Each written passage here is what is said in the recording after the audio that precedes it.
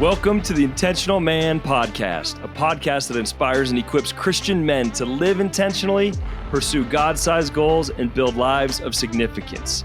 I'm your host, Jonathan McGinley, a Maxwell certified life coach, speaker, and trainer, and the founder of Intentional Man. In this podcast, you will hear inspiring stories, learn helpful life practices, and gain valuable insights on how to grow into the man God has made you to be. Welcome and enjoy the show. All right, welcome to the show. I am so excited to be here with you today and so excited to have my good friend, Tyler Johnston, on the call today. Tyler, how are you doing today? Super good, man. I'm spoiled rotten and got a lot to be grateful for. So I'm doing great. How about you? Oh, I'm doing awesome, man. And better now that we're together. I can't wait for this episode. I've been thinking about it a lot and can't wait to pick your brain because I know you got a lot of good stuff in there. So sure. Tyler is the CEO and senior partner at Vita HR and Vita Benefits. How long have you been doing that? 12 years. 12 years now. Okay. Yeah. So he's been doing this for a little while. We actually met in a business advisory group, and just instantly when I met Tyler, he's one of those guys where you can tell he just loves the Lord. He just loves the Lord right when you meet him. He talks about God all the time. You can clearly tell that God's active and moving in his life. And he's one of those guys that is just really dialed in on business and life and being a husband, being a father. And so you're a perfect guy for the show, man. So thanks for your time. I'm very humbled to be here. So glad to be with you. Yes. All right. Well, let's dive in. I'd love to kind of just go back early on. So when did you actually first come to know the Lord? I'm curious to know when you first started your relationship with God. When I was about 10 years old, my parents were hippies and very into the drug culture and all kinds of craziness. And so my grandfather finally talked my mom into taking me to church so I could make my own choice because he was a wonderful believer, my hero.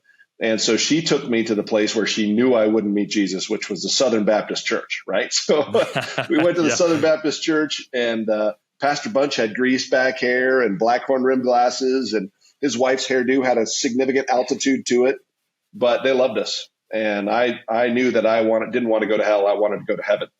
And so I met Jesus. I was introduced to Jesus when I was 10, accepted the Lord then, but it really wasn't until about 25 years old that I sold out my life to Christ and got real serious, rededicated my life at that point, and it's been a different life ever since. So, yeah. Wow. Okay. Yeah. So you got 10 years old to then 25. So what happened kind of in between 10 and 25? What did that look like then? So my mom became a Christian directly after me. And so we lived a different life after she then my folks split when I was 6. And so we were together and my dad was on his own. And so she pursued the Lord, and I had some good things instilled in me as a young guy. And but it was about my senior year in high school. So I had some real relationship or real experiences with the Lord. But then when I was a senior in high school, God tried to bring up the pain of my parents' split and the pain of my growing up to heal it. And I said, no, I'm not doing that. I can't face that right now. So I went the other direction. So all through college, I walked away from the Lord and really kind of violated all the things I knew, partied and was going to be somebody. And I grew up poor. And so I was going to make a bunch of money, and I was just I could do this on my own. But then got to the end of myself, and God's grace let me see what I could create about 25. And I was like, oh boy, I've really made a mess of this. And so got serious with the Lord. He was so gracious and such a gentleman, and just opened the door again. And I rededicated my life that day when I was 25, and whatever he wanted, he got from there ever after. And so that was what happened in between. Wow. Yep. Yeah. He typically does use those tough times to bring us close to him, huh? He lets us get to the end of ourselves, doesn't he? Exactly. Yep. And sometimes it takes us a while to get there, right? Yep. Well, I know you've kind of talked about growing up in some of this was probably with, those difficulties and your journey with the Lord and things like that through high school. And, but you've talked about kind of always feeling pressure to perform, right? That's been something that's been built inside of you. Can you kind of speak into that? Because I know that's something that a lot of men face is that we feel this pressure. Yep. And a lot of things communicate to us as we're kids, and we're the least equipped to properly interpret those things as kids. But the messages come through loud and clear, and then they make big marks in us, and they're hard to kind of work past. Mine was, my parents' divorce was very messy. I thought it was my fault. They would fight in the streets, and I would try and referee and keep them apart and really try to be the perfect kid so that there wasn't any more conflict or tension, because our life was very tumultuous then. My parents were at each other's throats and fighting over me all the time, and 6 custody battles. And I was struggling in school and had a lot of learning disabilities as a kid coming up. So I had a lot of trauma and stuff going on in my life. The drug culture my dad was in was very scarring and very difficult. And I saw things as a little guy I shouldn't have, and was around a lot of things I shouldn't have been around. And so I had this need then to be enough and to be somebody that would provide comfort, not pain. And if I worked real hard, then I could be perfect. I could be a perfect kid and cause no more tension, and life would be good. I would be safe. Wow. Then in school, the learning disabilities and stuff caused me to be teased and bullied a lot, and it was a tough coming up. So that also meant I had to do other things to be accepted. And so sports and social things and other things, I really started ramping those things up. So if I was performing, then I was accepted. If I was accepted, then I could be loved. And it just was a huge message to me. Then we were poor, and literally I lived under the table in the kitchen in our shared apartment. My mom had a roommate. And so the work table in the kitchen had a little pallet underneath it, a little futon, and my basket of toys at the bottom of that. And that was my bedroom. And so being poor and not having enough to eat sometimes or do gifts for Christmas or those things sent a message to me or let me take on a deal that I was going to be somebody. I was going to make money and not be in this spot ever again. So those two things, those kind of combination of things really set me up to be a performance-based acceptance guy. And behavior modification was a way to get there. Just work harder, discipline, try harder, exceed everybody's expectations and other things. And so I really, those things really set that message in me that I have to work real hard to be accepted. And part of that was my falling away from the Lord too, because I translated that into my relationship with God. And I would have to perform and behave a certain way and not sin and not do things to get his acceptance. Even though the scripture told me different, from the front, they told me different, I was going to be somebody for Jesus too. And so that was really, I found the end of that. I was like, this isn't fulfilling. There's no joy or life here. And now you're trying to bring all this pain stuff up to heal, and I'm not, I'm not going there. So that was kind of the performance space. Does that make sense? Yeah, absolutely. Yeah. Thanks for sharing all that. Yeah. I mean, as you look back on that, growing up, that season of life, everything you were going through, the way that you acted, what do you think was truly the root issue? I know you kind of mentioned acceptance, love. What were you really longing for? That's a fair question. My dad basically made a choice to not be in my life. He made a choice to split from my mom and to be away from me as a result. And then he had a whole bunch of girlfriends and a whole bunch of wives and a whole bunch of everything. And he just followed every whim of his flesh. Amazing guy, talented guy, hardworking guy. I learned a lot of good things from him, but he made that choice specifically to not be in my life. And that was a huge rejection to me. And so I really wanted that love, that that affirmation that I was worth something and that I could do it and that I was valuable enough to stay with and to be together. And so at the root of it, that was it. And so, I think a lot of guys, a lot of young men I chat with have similar situations, whether it was their dad's work or whether it was a divorce. Half the country's divorced, or whether it was something, there was a message of rejection that came through pretty loud. And that was the one for me, was my dad.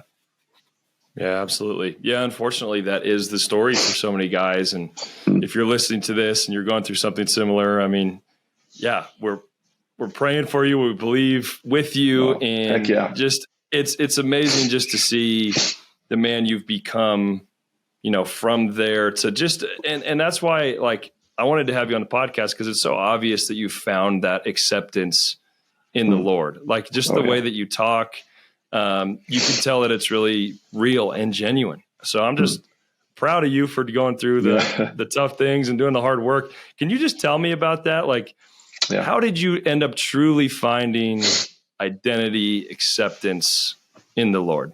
In Jesus, yeah. Well, when I rededicated my life to the Lord, I hadn't forgotten all of my bad habits, right? I just knew that God's way was the way I wanted to do it. And I kind of fell back into that performance base. And I joined my wife, who I just met and just married when I turned 26, was in Youth with a Mission. And so I jumped into ministry with her, green, fresh, rededicated to the Lord. And I was going to do something now, instead of for my own success, or instead of now for acceptance, I was going to do something for God in the kingdom. And I was going to be somebody in the kingdom. And so I worked myself silly. I worked hard to be somebody in the kingdom, like do significant things for God. And by his grace, that lasted for about 6 years. And then that whole community kind of imploded. And the senior leader left. Then things started to unravel. And it was God's goodness to me to allow me to get broken.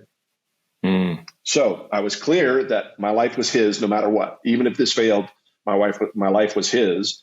But I still wasn't experiencing the love of God. I was a good worker for him. And so when he allowed that, my identity had now become, I'm a minister. This is what I do for the kingdom. And I'm doing something that's meaningful for him now. And so a lot of us find ourselves in that spot in church or with relationships or stuff. We just easily slip into performing for God. Well, he let that crumble. And I would not trade that experience for anything. I'm so glad that he allowed me to get broken, meaning now I was rocked because my identity was in being a minister and being, this godly man, and my whole world came crumbling down, and I wasn't going to be in ministry my whole life now like I thought I was going to be. But during that time, when I was recovering from that, I had some really wise older guys in my life who started challenging my thoughts, man. I would share where I was at and how I was struggling, and they'd be like, bro, it sounds like you want God to accept you, but better than that. You teach on identity in Christ, but you are not accepting it for yourself. After a little while, it became clear God didn't want what I could do.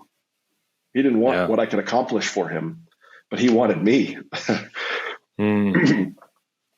Wow. And that thing that I had wanted as a kid was there in reality, in real time, and just with all of my stuff and all of my failures. He was crazy about me. Yeah. And if it was still about me going after doing something for him, I was never going to experience the love he had for me. I was just going to keep being a good soldier. But if he allowed that brokenness time where he could convince me that it wasn't what I could accomplish or do, but it was all about the fact that I belonged to him and that I was his son, then everything would change. And so I started believing it in my mind.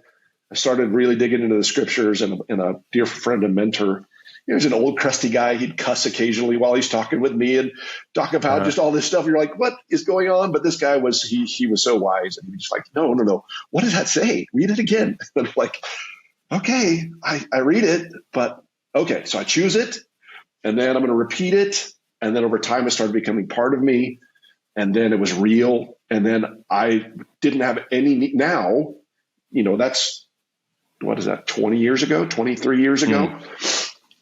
Now I don't need to do anything for God at all. I do things because I'm loved and because my tank is full, my cup's filled up, and I find things to do. And it's like, oh, that'd be awesome. I'd love to do that. But I'm utterly clear in the fact that if I did nothing else my whole life, he would look my way when I would do anything, and he'd be like, oh, that's my boy. That's my guy right there. He belongs to me. And so it was a bit of a process. There'd be times when my reflexes would kick in and I'd try to do something again. And my wife or a dear friend would say, hey, buddy, come on, man. You know this. He doesn't want what you can do. He wants you to know him and to be loved by him and experience his love. And when you do, things are going to bubble up that are natural and organic, and they're going to be lasting. See, Jonathan, the crazy thing was all that stuff I was trying to build for God as I talk to a whole bunch of young guys now, have coffee with them and just chat. And they're so fired up to go do something and be somebody. And I get that. And we have stuff in us to create for sure. Yes. But if I could say one thing, it'd be like, dude, understand how God feels about you. for who you are, just with all of your flaws and all of your strengths and all the weakness and all the wonderful things he created in you. And he is crazy about you, just like you are. And if you can get a hold of that, that's good news. Actually, that's the good news of the gospel. He loves us. Mm-hmm. And if we can get a hold of that, then the rest of what we do has lasting value. Because what I was building was wood and stubble, man. It's going to burn. I was grinding in my flesh and going to prove something. And he just said, look, I want you to be my kid. And if you're my kid, then we can do tons of things from there. That'll be lasting, and that'll be life-giving, and that'll be meaningful. You'll enjoy it. You won't get burnt out like I was. Yes. You'll be refreshed and energized and ready to go. I'm like, okay. So anyway, it's been a long journey, but that's what's kind of common. Now I get to live from that place. And I'm a sales guy, bro. If I don't perform, I don't make a living.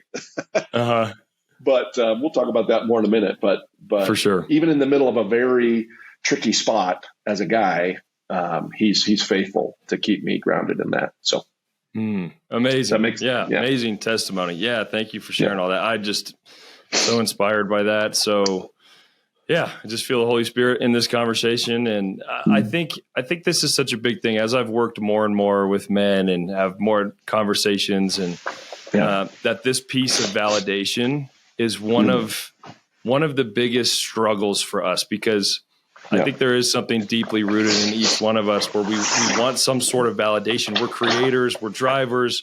We want to do something significant. And so it's so easy to search for validation in different places.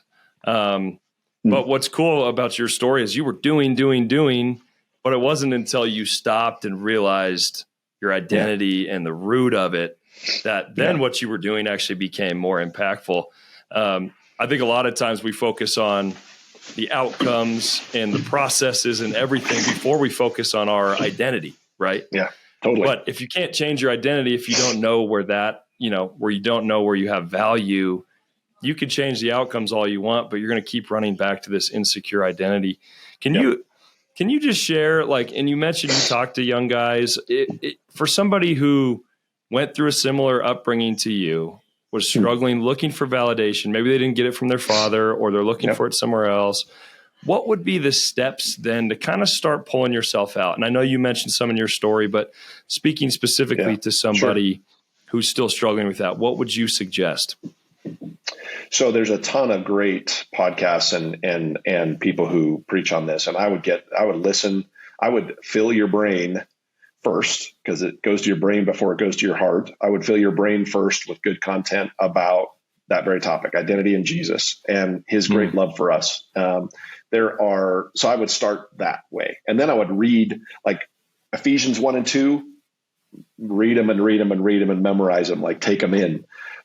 There's another verse that I would repeat to yourself over and over again, and that is perfect love casts out fear.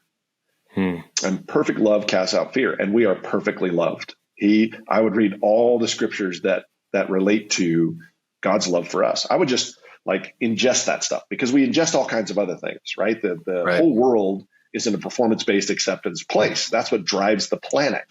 So it's an active fight against that, right? You're not alone if you're struggling with this like I did. You're in good company. Lots of guys out there do. So start by putting good stuff in your brain instead of listening to the bad stuff. And then I would get quiet. I would start to read some of those things, and then I would start to practice just having some quiet, where you sit. Maybe you light a candle or do something, listen to some music, something. You just sit quietly and ask God to communicate to you. Ask him. He will. God, how do you feel about me? And sometimes it takes a little bit to get quiet. It doesn't happen the first time. It's hard. I'm still not a guy. No, I'm still not a guy who sits still very well. In fact, sometimes when I'm having a tough time getting quiet, I'll just walk. And I won't listen to music. I won't do anything. I'll just go take a slow walk. And then at least my feet are engaged, and I can just be quiet in my brain for a minute, and then just ask him to communicate to you. I would also be honest with a mentor or a friend, someone who you can trust, who has a few steps ahead of you in this walk.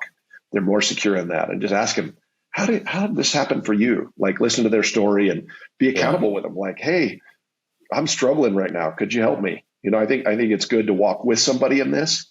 So those are a few things that I would do. I would read good stuff.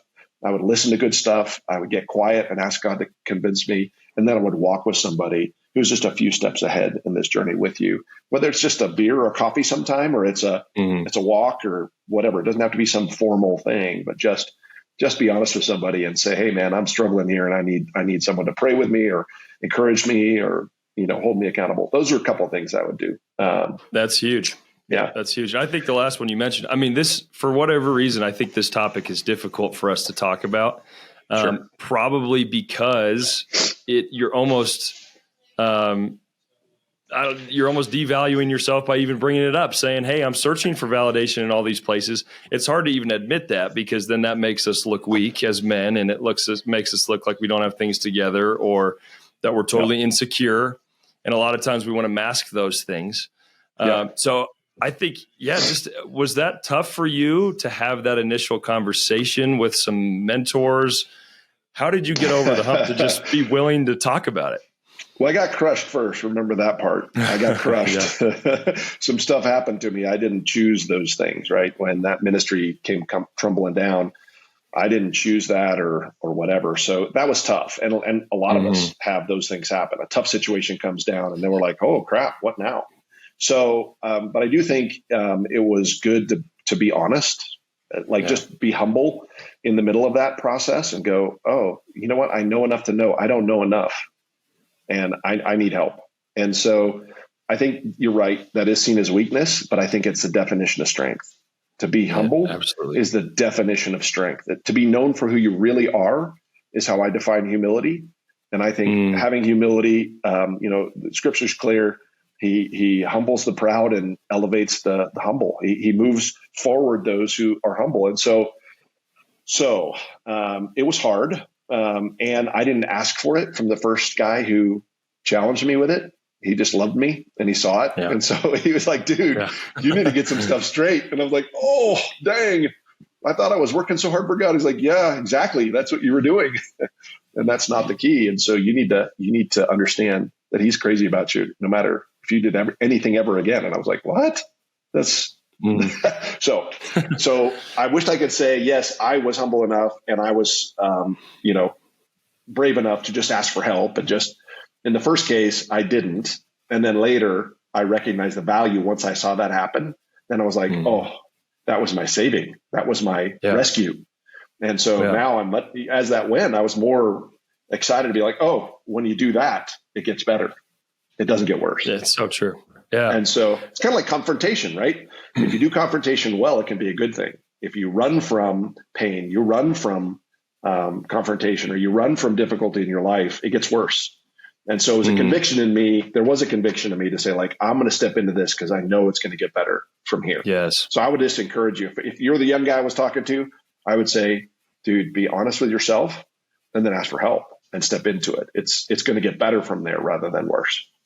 Yes. Yeah, exactly. Healing is on the other side of it. That's right. It's scary at the beginning, but if you don't do anything, if you just keep kind of going through how you've always done, you're going to get what you've always got. And so taking that step is huge. I mean, I've seen that play out so much in my life too. I feel like I kind of had that, felt like I always needed to be perfect or come across, when you're a ministry leader or you're somebody that's on stage or whatever it is, you feel this pressure to always live up to a certain standard.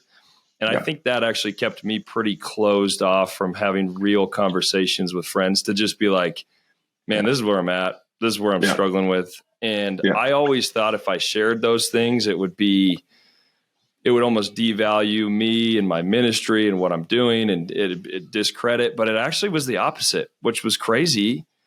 When I started sharing and being more vulnerable and actually just saying, this is what's going on, I feel like that's when people actually really, started to respect me more, started to share what was going on in their lives more. We actually really helped each other. It wasn't like this surface level thing.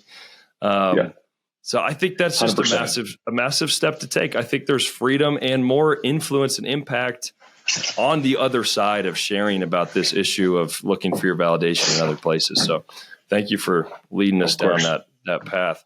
Of course. And that is who is it that's not secure in their identity in Jesus, that's not looking for validation in something else. That's like the human race. Mm-hmm. It's so common. It's pervasive. And so if we can say, you know what, if I can be real about where I'm at, and I can share that with people, and I can get help, and others who are smarter than me can speak into my life or who've been down that road already, the impact is on our lives. I would do it. I would do it again just for me, what it did in me. But what's happened is the ripple effect in my life. This is my life message now. Yes. This idea that God's crazy about you and he wants you to have abundant life. He pursues you and chases you down. Even when we turn him away or when we reject him, he keeps coming. And so, if we can just say yes, it always gets better from there. So yeah, you're right. If we can take that first scary step, that just gets better and better from there. So yeah, cool. Yeah. And I love that. And I mean, this show is about that. It's called the Intentional Man Podcast. We want to live lives of intentionality and to be proactive. Yeah. In a situation like this, where you're struggling with this, the reactive thing would to be continue as the norm goes and hope that things get better. The proactive, intentional decision would be, what small step can I take? And it could just be going and reading Ephesians 1 and 2 and just meditating on it, like you said, or it could be going and talking to somebody. But that would be my challenge to you today. If you're listening to this is resonating with you. What is the one proactive step that you can take today to just move the ball forward in this area? And just hearing your story and seeing who you are now, guys, I promise you there is freedom. There is amazing peace and acceptance and love on the other side of that scary step. So come on. I would encourage you, even pause the episode right now. Think of that one thing that you want to do and just commit to doing it. And we're believing that God will show up in that step. So thanks, Tyler. I'm just curious, from that moment, you feel like you got this acceptance in the Lord, you're moving forward. Now you're running a business. Yeah. Like, I know you're grinding, man. I know you work hard. I know you do this. So just talk about the tension there then now, not necessarily tension, but just the balance of acceptance versus still like working hard and pursuing everything that God has for you. Yeah. Well, I do think we were built to co-create with God, like in the intentional or the original design of us, we were built to co-create with him. And so he does have things for us to do. And he built us with gifts, and he built us with skills, and he built us with stuff, and fulfillment from doing things well is something that I think comes from him. So this doesn't mean I went to sleep and decided that bonbons on the couch was the right course either. So, but I still have that Achilles heel. Like, I can find myself grinding and be like, oh, wait, time out. I need to like get a grip here for a minute. And I just need to remind myself it's not about winning this deal, or it's not about building this new thing. It's about the process. It's about what God's doing in me. So I still have the temptation, and I think we all do. And so one of the things that's really, really helped, there's two things that I would say have been significant. One is Sabbath. And so my wife and I take a Sabbath, and it's not the same day every week. It could be Saturday or it could be Sunday, because of our schedules and running several businesses and a nonprofit and all this craziness. Sometimes it has to move, but we take a day a week and rest. And it's amazing what happens when we really rest, because that's a time when God can download stuff to me that doesn't happen when I'm racing in my week, right? So we take a day and we have fun. We eat food. We make time for each other. We laugh. We take in spiritual food of some sort, watch a chosen episode or do something that feeds us spiritually. And we just literally don't do anything. And I was a 7-day-a-week guy up until all those burnout experiences I talked about. I would just race harder and find a new gear, and I got plenty of energy. Let's go. And so trusting God that he could do it in 6, and that we were reliant on him. He's God. We're not. We're going to take a Sabbath. That's a big deal. And so it's not light a candle, recite these scriptures. It's not religious. It's a rhythm that I think we were built for. So we Sabbath, and that's super good. And we also take vacation. Like, if I'm not working, I'm not making money, but it's not about making money and climbing and doing something. It's about abundant life. And so if I rest, I do everything else better. I'm a better dad. I'm a better husband. I'm a better business owner. I'm a better leader. if I rest. So that's one thing is Sabbath. And we do that. And it's a great day. I look forward to Sabbath now. I used to not be like, how am I going to make this happen? And now I'm like, oh, it's coming. I'm so fired up and excited. Let's get it. Yeah. So Sabbath is one thing. The other thing is I'm getting better and better as I age about taking God with me in all of it.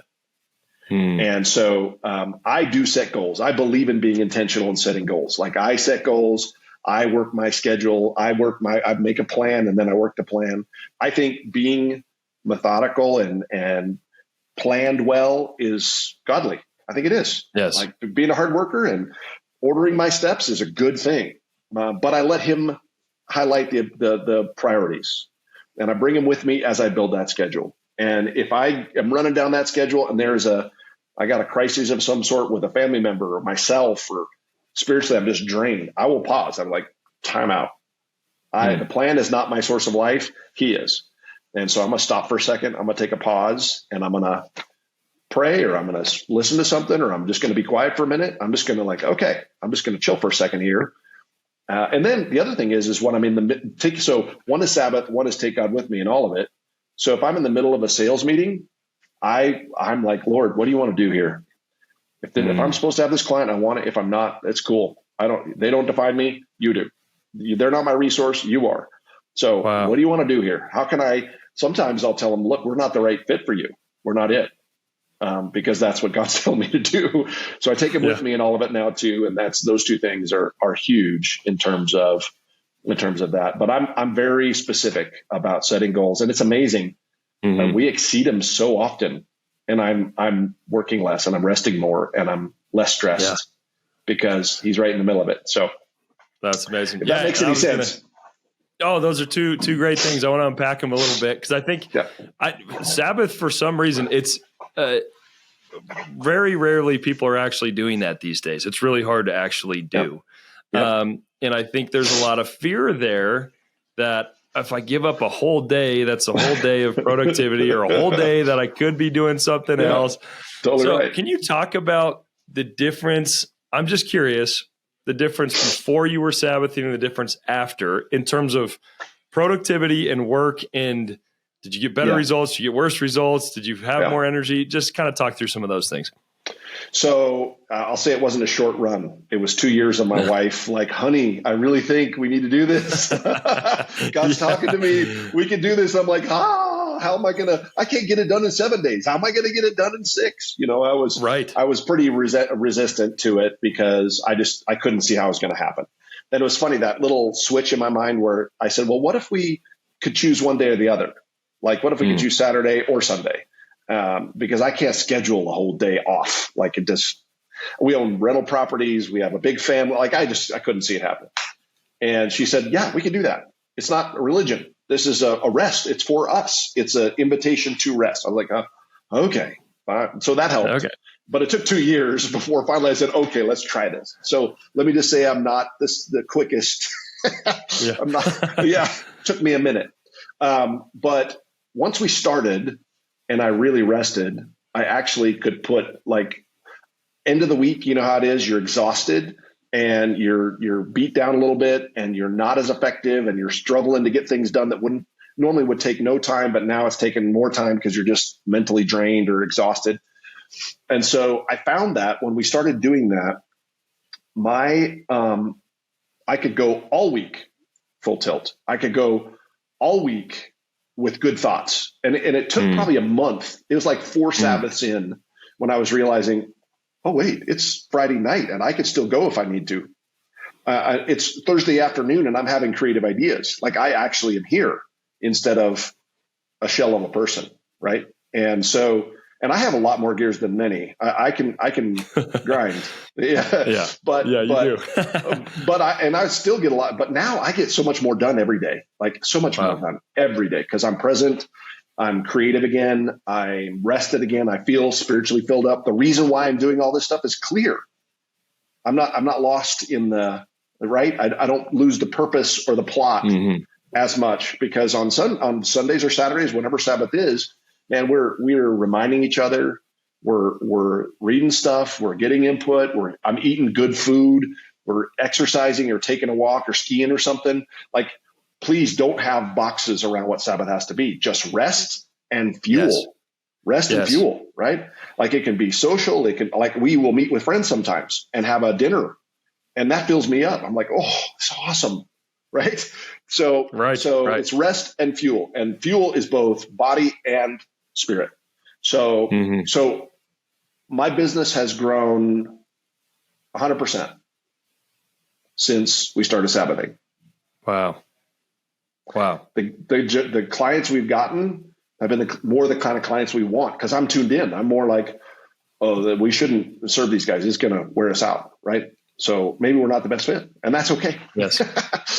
like I'm clearer about what we're doing. I'm enjoying it more. And when I'm enjoying it more, I'm better at it. And and it just is a spiral up instead of a grind down. So cool. My business is 100% growth. Those numbers don't lie.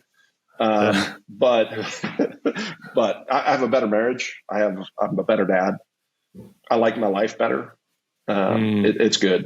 It's good. So if you're thinking about it, that's great. I would encourage you, just try it out, see how it goes. Try it out. See how it goes. Well, try it out. I know Tyler, guys, and this guy goes at 100%. So if he can make time to Sabbath, you can make time to Sabbath. That's right. Totally right. Well, and I love what you said there about how the Sabbath is truly, because I do think sometimes we have a negative view of it, or am I just sitting there reading the Bible all day long, or am I fasting or doing this? It's like, yeah, of course you can do that. But I think the distinction you're saying, it's just whatever fills you up. It's pretty much what I'm hearing. Whatever is restful, whatever fills you up.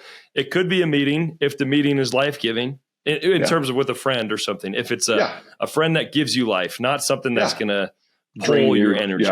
Yeah. Correct. So I love that. And I would just say, that's a great place to start, planning in a day that is things that will give you rest, give you energy.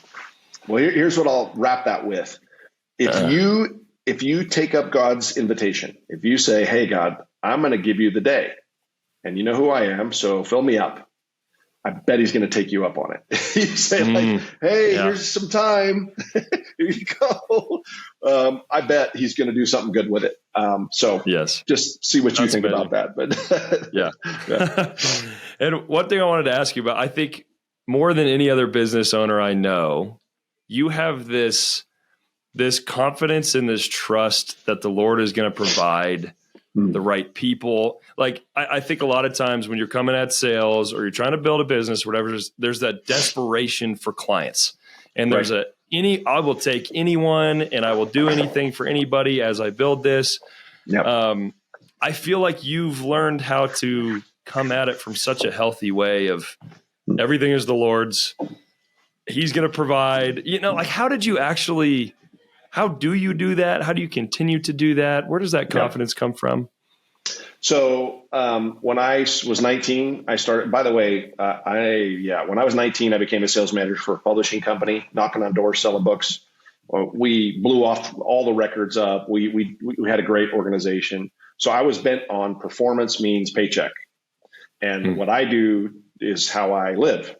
When we went to Youth with a Mission, that was stopped because I had to raise support and I had to go. But I had this idea. I'm a sales guy, so I need to see this many people and I need to have this many meetings, and then the support's going to be there because I have this kind of closing percentage, and this is more important than anything I've ever sold before. So I got this, and God was like, no, you don't. And so not one meeting I set up happened. Not one person I thought would support me did. Wow. However, God provided for us. Like I had school debt when we went to YWAM. It was done when we finished YWAM. And I was living on $400 a month to start with. And our staff fees were $450. So I was in the hole already. And money would come in from nowhere, people we didn't know, never met. He provided for us over and over and over again. And he was making it clear with me that you're not your provision, I am. So that was my story, but it'll be true for you too. It is not what you do that is your provision. God provides. We're supposed to work hard. Yes, we're supposed to do the things he puts in front of us and with our whole hearts. But he's the one who provides for us. So it was true practically for me. And by the time we left YWAM, I guess 6 years later, we hadn't missed one bill. I'd paid off all my school debt. We had no debt otherwise, and it shouldn't have worked. God's economy is different. But that started me on this path of, look, I am supposed to do what he gives me to do with my whole heart, and he's going to bring the result. So I can sit with a client and say, look, if you like this, that's great. And if this doesn't meet your needs, it's no problem. And I believe it. Yeah. And when I believe it like that, they're like, and when they say, so we'll be friends no matter what. How's that sound? if we can help you, we'd be honored to do it. But if not, that's okay too. And we'll be friends anyway. Does that sound okay? And they're like, really? Sales guy? Oh. So my belief and confidence in God providing actually is really attractive to people out there. They're like, wow, I don't have to do business with him. He's not going to beat me up. He's going to have a good conversation with me, and then we'll go from there. It's like, that makes sense. So the funny thing is, God's ways work. God's ways work. If I'm going to torque on people and all that kind of stuff, that's not the life I want. I did that before. It made me money. I was miserable. Now I'm like, whatever you want, God, I'm good with that. And what you have for me is enough. And so what am I supposed to do today? And let's go do that. And I'm going to do it with my whole heart. And you're going to take care of the results. So that's how it works. Does that make sense? Yes. Yeah. Yeah. I love that. Yeah. And he truly lives this, guys. Like, I've seen it, I hear it, and it's awesome. And he's out there crushing it too. So it's really cool. The Sabbath, the practice of the Sabbath, the practice of, leaving the results to God, but still working hard. I think that's what makes you so special. Is this is a guy that is still very dialed in, still working hard, but in such a place of confidence and strength from a firm identity in Christ and firm validation in God, that when you do those things, it's coming from such just a confident place.